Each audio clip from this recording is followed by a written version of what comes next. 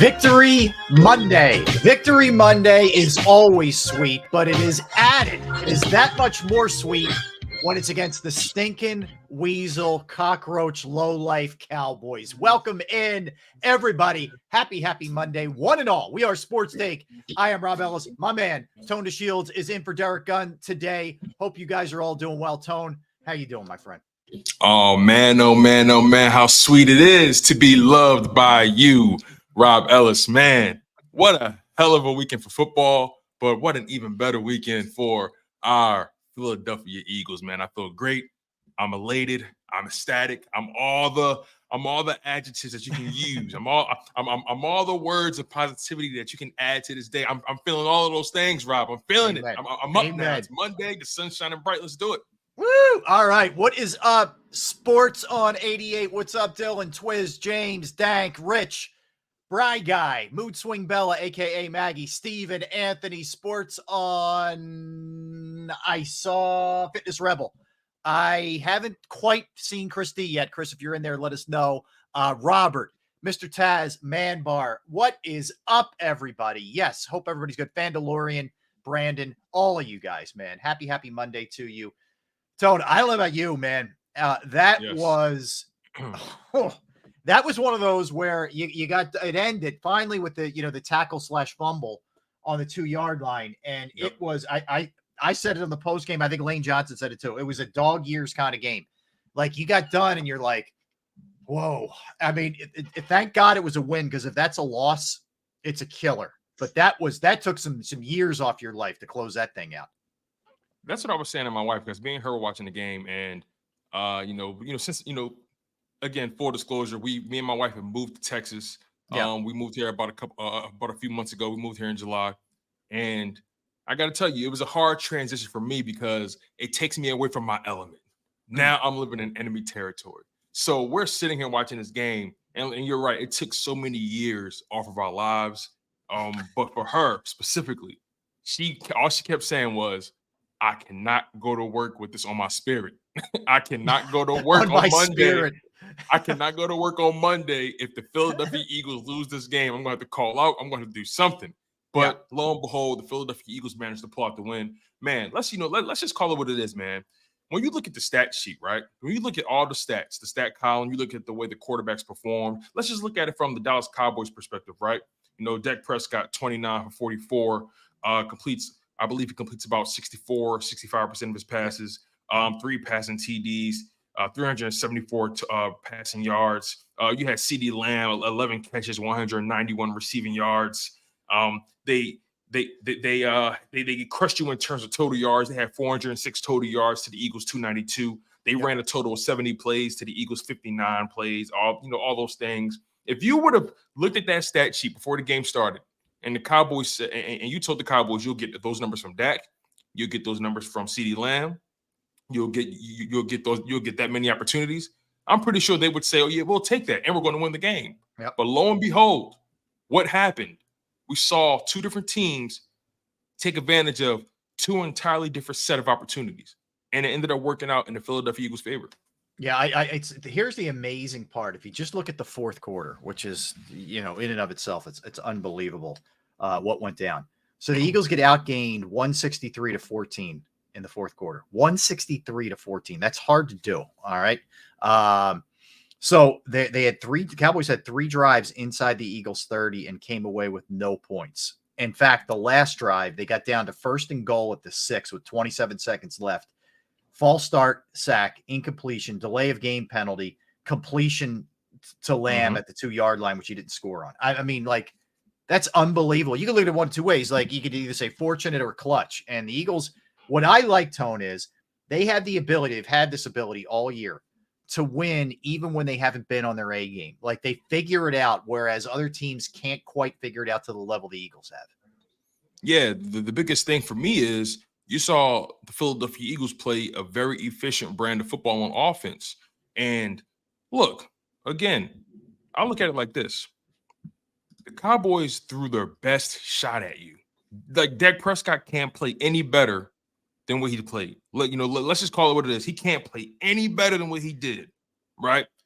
And you even had to deal with a one-legged Jalen Hurts. So we're going to get into that as the show progresses. But my thing is, the Dallas Cowboys emptied the tank. They emptied the entire chamber on the Philadelphia Eagles, and they still came up short and only put up 23 points.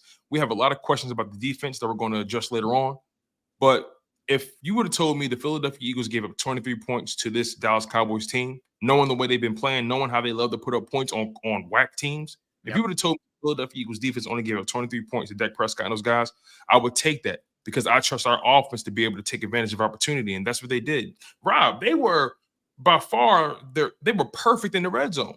The Philadelphia Eagles literally took advantage of every opportunity that they could have on the offensive side of the ball, if you ask me.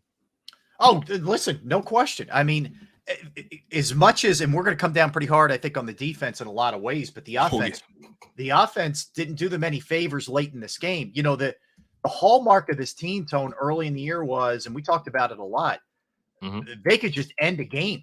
They would get the ball with 7 minutes left and eat the entire clock, the entirety of the clock. They haven't had the ability to do that in a while. I mean, you think about it, like those 3 drives that the Eagles had with the ball, it was 3 and outs. They went a combined 14 yards. You know, they ate no clock up and it turned into a punt. So you're basically just turning it right back over to the Cowboys and some of the play calling. Why that deep shot? Like, why? What was the point of that? I don't understand that. I'm with you. I'm with you 150% if that's even possible. It's 3rd and 3. You ran the ball 2 times in a row to put you in a 3rd and 3 position. It's 4 minutes and 57 seconds left. The Cowboys have all their timeouts. You get a first down or you sustain in some capacity, they had to start using those timeouts. I felt like the Philadelphia Eagles, they kind of – see, it's so funny. Play calling was damn near flawless up until that 3rd and 3. Up until that 3rd and 3, because in my humble opinion, I felt like what should have happened was you run the ball again on 3rd down, you keep the clock rolling. And then, at worst, you put yourself in a 4th and 1 situation. Last time I checked, 4th and 1 is damn near guaranteed for the Philadelphia Eagles. So I just felt like they overcooked it. They overthought themselves in that situation. And I'll be honest, that was the first moment in that second half where I said, oh, the Philadelphia Eagles might lose this game because of poor decision making by the coaches. And that's something that's always concerned me in the long run when it comes to the staff. The coaches, will they make the right decision when it matters most? Will they put their egos and their arrogance to the side and just take the easy way to the finish line? Yep. And they didn't do that. No, they didn't. But there were a lot of, there's certainly positives. There's no doubt about that. I mean, without a doubt. I mean, we're nitpicking here. Let's be honest. We are. But because that's everything we do is with the mind of, getting to the Super Bowl. But, think about what Jalen Hurts is doing right now. Really banged up. And he's never going to tell you what's going on. Nick's not going to tell you. That's pretty obvious at this point. But when you saw him go down late in the second quarter and could barely, get off the field, he did come back in and, they finished it off, but then he comes back out in the 3rd. I was scared, Rob. It was frightening. When you see Marcus Mariota warming up, man, it's scary. It's time to be scared. But he comes out there and, and he engineers a couple of drives. I think the best throw catch combo of the season. That ball to Devontae is you can't drop it better in the bucket. And then Devontae makes a really good catch too because he's well covered. I mean, that was awesome. It was just flat out awesome. I know people say AJ Brown's catch. Yeah, AJ Brown's one-hand catch was sick. But that was more AJ Brown than anything, in my opinion. That was more AJ. This was a two-way, just brilliant play by these two guys, man. Absolutely, man. Like I watched that play over and over because I think it makes the play. That 3rd quarter was so special by the Philadelphia Eagles because they damn near dominated the entirety of it, right? Yep. And Jalen Hurts, you know what it reminded me of? It kind of reminded me of the whole Patrick Mahomes okey doke. You know what I'm saying? The Philadelphia Eagles tweaked his ankle in the first half of that Super Bowl, and all of a sudden you think you got him dead in the water. You think you smell blood, and all of a sudden he comes back and just. That's what it reminded me of, right? Jalen Hurts tweaked that knee. They gave my man the IV. All of a sudden, he came back and put the bionic knee on. Came out, and all of a sudden, just gashed him for two touchdowns in that 4th quarter to take a double-digit. I mean, in that 3rd quarter to take a double-digit league, man. Like that's what playoff football is supposed to look like. That's a franchise quarterback, a guy who doesn't lay down no matter what's going on, a guy who's willing to lay it out on the line when it matters most, and he goes out and he produces. Look, like I said, the Dallas Cowboys, they gave us their best shot. Their best shot. They can't play any better than that. I'm being told that's my honest opinion. They gave us their best shot. Their pass rush was getting home. They got hands and feet on Jalen Hurts quite a few times. But the reality is, with them giving the Philadelphia Eagles their best shot and still losing the game, how do you come out of that? The only thing that you can say to yourself is as a player, okay, we were on the road, right? But the reality is the Philadelphia Eagles scored a tick above their average points per game. I believe they averaged 26, 27 points per game. They're averaging right around 28-ish. They were right on their number. Okay, and the Dallas Cowboys, they scored below their average. They did. Right? They did. As far as yardage and everything, they did their thing in the passing game. Tony Pollard's still not really a factor, but the reality is the Eagles did what they normally do. The Dallas Cowboys did what they normally do. And the reality is they fold on the road. They fold when it matters most. And look, Dak Prescott played a hell of a game. Yep. I want to listen. It's sad because if Dak Prescott wasn't a Dallas Cowboy, I would have a lot of love for Dak Prescott. If he played for any other organization, if he played for the damn Vikings, I'd be like, I like that guy. Yep. You know what I'm saying? But he plays for the Cowboys. So by proxy, I have to disparage him as much as I possibly can. But the reality is he played a great game. But it wasn't great. It wasn't great enough. Close but no cigar. Yes, and you got to cash in those last couple drives. There was a lot that went on, in those last couple drives. Absolutely. All right. The not so good, and this is real stuff, is Dallas Goedert with the forearm injury. Now, so what we're hearing, Tom Pelissero of the NFL Network is reporting it's a fractured forearm. They're hoping to have surgery if the swelling goes down as quickly as today, which makes sense. The sooner he gets the surgery, the sooner he could come back. So the hope is this is a 4 to 6 week injury. Okay, so if that's the case, if you're looking at the timeline here, obviously you're going to be without him for this critical stretch right here, but that's okay. Like, to me, I'm already moved past that. I'm just hopeful that they can get him back by the end of the season, okay, before the playoffs start. Like, all right, so if we sit here right now, November 5th, he has the injury. Let's say December 17th. Let's say maybe you could get him back December 17th at Seattle. Even if you can't get him back then, okay, let's get him back for Christmas Day. Let him play in those last 3 games, get his legs back, his conditioning back, and then he's ready to roll in the playoffs. So if that's the case, if that's what it ends up being, I'll take it, man. I'll take it. It could have been a lot worse. This thing could be season ending. And it looks like right now they may have dodged that bullet. You want to hear something fascinating about Dallas Goedert? And this is the same point of the season where he got hurt last year. Yeah. This year was week 9. Yep. Last year he got hurt in week 10. And at that moment, the Philadelphia Eagles were 8-1 at both of those junctures. Yep. That is so freakish when you think about it. It's almost like clockwork, and that makes me nervous again. This is why, and I'll be honest, I was one of the people that didn't understand it at first. Yep. But maybe Howie Roseman has some kind of foresight. This is why he probably went and got Julio Jones. Because you still give yourself another weapon, another big body, another guy who has reliable hands. Say what you want about how much gas he has left in the tank.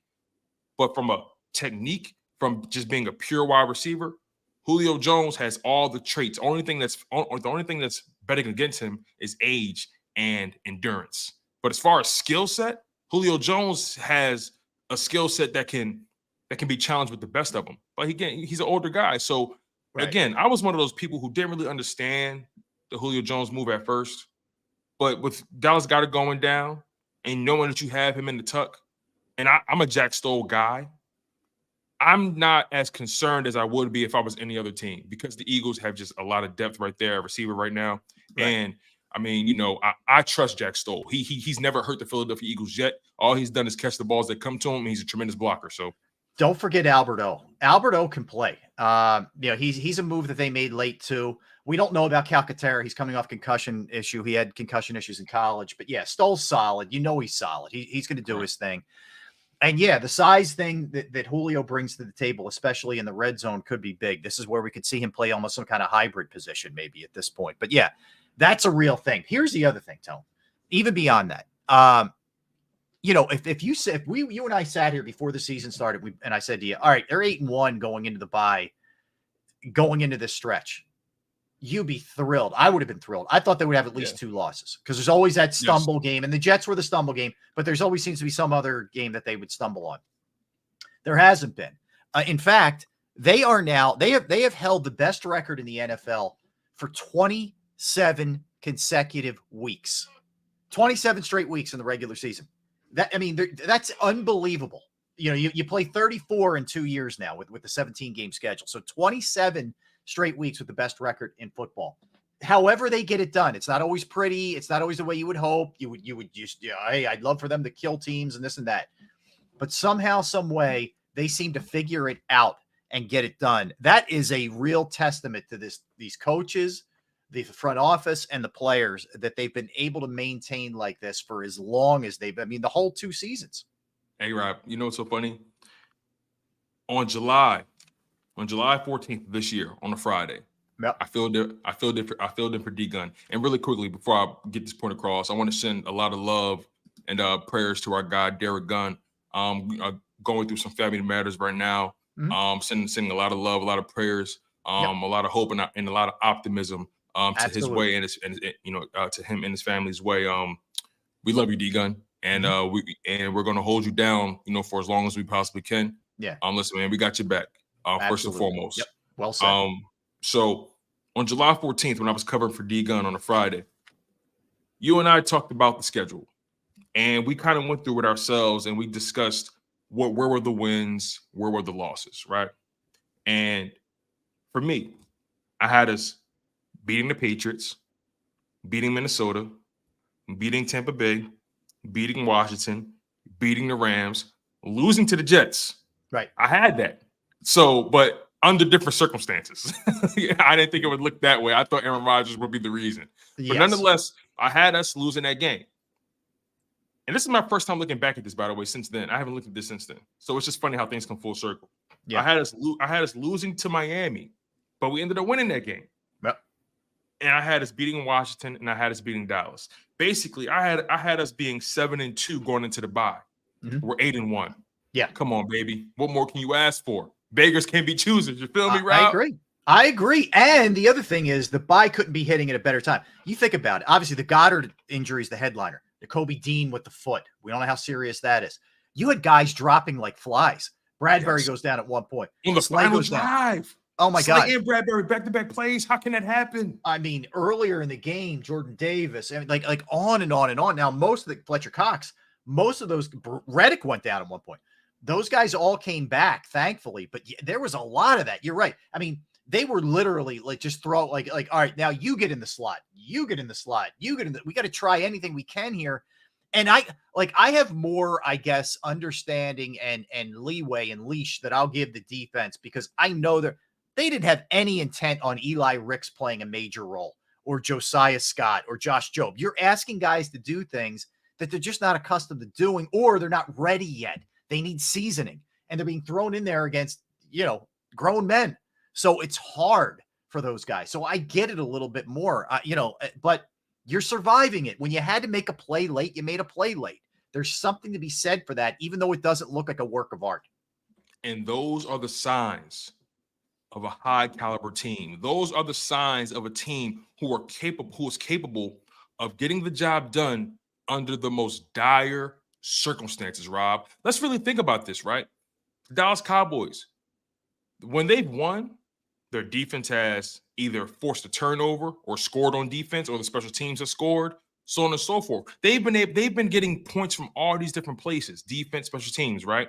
Not really the conventional way on offense. This game against the Eagles was the best their offense has looked all season. But my point is, the one game where your defense and your special teams can't get any points for you, you can't get it done. And I mean, this isn't the only game, because we've seen it against the Cardinals. We've seen it against the 49ers, right? When their defense and their special teams aren't scoring for them, they have a hard time putting points on the board. Big time. Like, it's, again, these are the marks of a team, the Philadelphia Eagles. These are the marks of a team that no matter what the circumstances, rain, sleet, or snow, they are trained to go. You gotta I'm willing to bet on the team like that. This is like the second. How many games have we seen the Philadelphia Eagles be down at the half? And a ton. It seems like they just pull off the Clark Kent suit and tie, and all of a sudden Superman comes out. It's just a different style of football that not many teams are capable of playing. This team is battle tested. You can make an argument, in my humble opinion. I think they're more prepared to win it all this year than they were last year, because everything was so perfect for them last year. This year, they've gone through trials, tribulations, ups, downs, injuries all across the board, a very imperfect defense, imperfect play calling on offense. But this team still has this culture. They have this identity. They have this aura. They have this know-how. Winning is a skill. Let's be honest about this. Winning is a skill. Winning's a skill. And the other thing is, this team has a clutch gene. So think about it. Yes, bingo. You had the Blankenship tackle on Schoonmaker right at the goal line. You had 2 money sacks on consecutive plays late in the game. Then you had the big sack in the last drive. Like, Brandon Graham is a guy who's been there, done it before, in big moments. He's got the clutch gene. Reddick has the clutch gene. There's something to be said for that. It's an intangible, but it's there. Even the play that Graham makes, where he didn't make contact with him, and it's a bad play by Dak. He's got to stay in bounds. But the fact that he was right there with him forced Dak to cut that thing as tight as he could cut it, and he steps out of bounds on the 2-point conversion. That changes everything. If that's a 3-point game, Dallas is going about their business completely differently. Now, the Eagles may play their defense a little bit differently too, no doubt. But if they would have kicked the field goal. We're probably in overtime if they have that 2-point conversion, but they didn't. So there were big plays made on both sides, where the Eagles made big plays and the Cowboys didn't. And that's the difference between winning and losing a lot. It's a game of inches. What's so funny? Everything about this game of football that we love so much, Rob, came to fruition in this game, right? It was a game of inches. The ball, bouncing your way. Let's be honest about this too. We didn't talk about this yet. The Philadelphia Eagles fumbled that ball like 3 times yesterday. Oh, 3 times. And is luck. There was luck involved in a bunch of those. It's sometimes it's better to be lucky than to be good. Yep. The fortune favors the bold, man. And look, I'm gonna keep it funky. The last thing I want to do is lie to the people. I'm watching that game. First of all, every Eagles game, it doesn't matter the opponent. I'm always on the edge of my seat because I think about guys' health. I think about so many things that can go wrong, right? Yep. So I'm always on the edge of my seat, no matter who the opponent is. Yeah. So there were plenty of moments throughout this game where I'm sitting on the edge of my seat and I'm nervous, mainly because of self-inflicted wounds on the Philadelphia Eagles side, ill-timed penalties, fumbling the ball and somehow, some way landing on it. Shout out to Tyler Steen, man. Shout out to the rookie Tyler Steen. That play is enormous. That would have been Tone. That would have went down in our memories as one of the biggest disasters ever. And it's so clumsy and klutzy of a play. But yeah, that's a huge play that he recovers that. The fact that Swift gets his own earlier is a miracle. The ball bounced right to Jalen on the first drive. So many times. Yeah, you're right. Sometimes good fortune is on your side, and you need to be fortunate. And that was enormous. It really was. And still, Dallas had a chance to win the game. Yes, they had a chance to win the game. And when it mattered most, and this is their MO. Yeah, I don't care what anyone says. I'm going to live and die on this thing. When the rubber has to meet the road, when it's time to pay that bill, when the rent is due, the Dallas Cowboys always come up short. Yeah. And guess what, baby? The rent man, when the rent is $1,000, he ain't taking $9.99. Yeah. You dig what I'm saying? And that game was all about that 1 cent, that 1% of fortune, that 1% of effort, that 1% of clutchness. That game was literally won. That game, the difference between the outcome of that game is maybe the length of a football. No doubt. That's insane. The Schoonmaker play. I mean, or Dak stepping out of bounds. That's all it takes.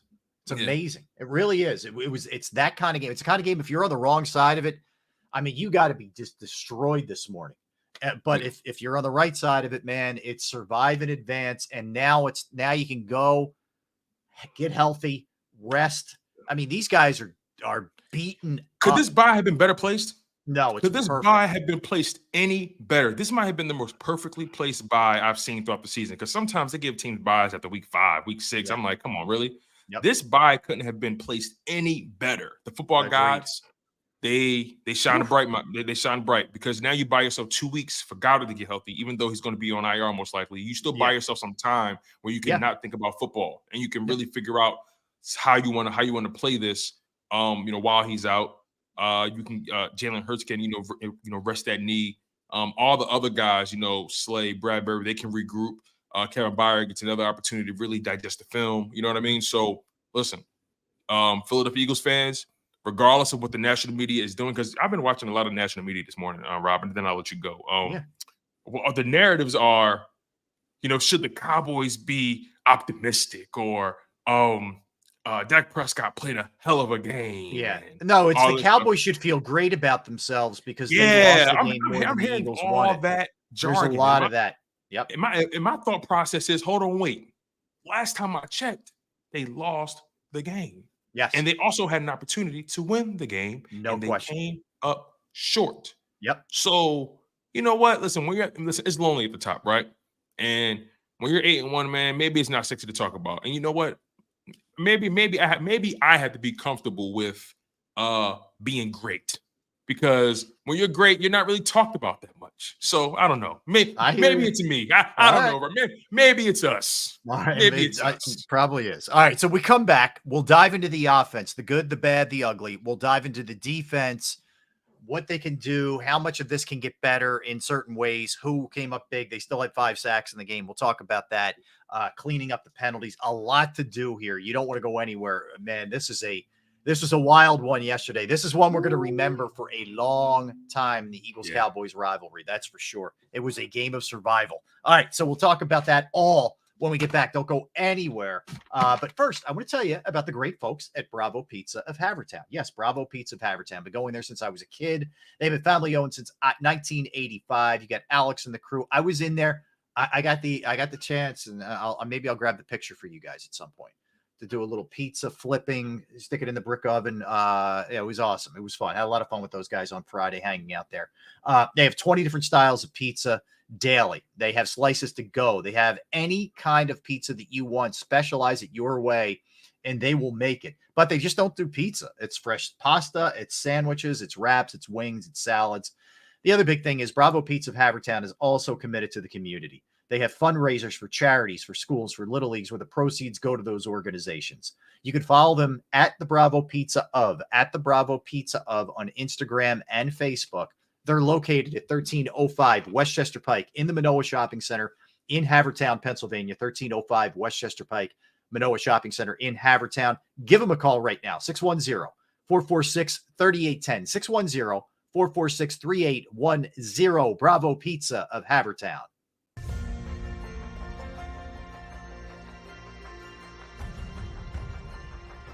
I remember getting my heart broken when they lost the Super Bowl in 2004.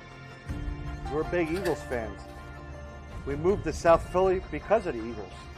When they won, we went straight to Broad Street, and everybody was going nuts over there, and it was just a memory that you'll never forget.